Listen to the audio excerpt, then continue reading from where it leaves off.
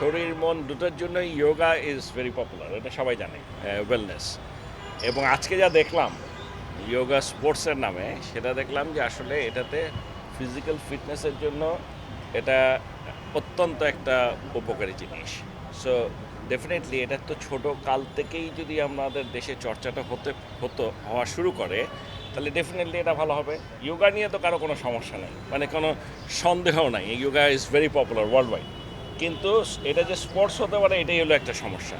তবে আজকে যা দেখলাম তাতে আমার মনে হয় যে আমাদের বিভিন্ন খেলাধুলা, শুধু ক্রিকেট না, বিভিন্ন খেলাধুলায় যদি এই যোগাটাকে ঢোকানো যায়, যেহেতু এটার মধ্যে মেডিটেশনের ব্যাপারটাও আছে, ভেরি ইম্পর্টেন্ট, মানে মনের জন্য, মাইন্ড আর ফিজিক্যাল যে সমস্ত পজিশনসগুলো আছে, সাথে যেহেতু ফিজিক্যাল অনেক মানে এটাকে হেল্প করে আমাদের স্বাস্থ্যের জন্য, কাজে এটাকে ইনক্লুড করতে পারলে আমি মনে করি যে কোনো স্পোর্টসের জন্যই ভালো, কারণ আমাদের মেজর সমস্যাই তো ফিটনেস।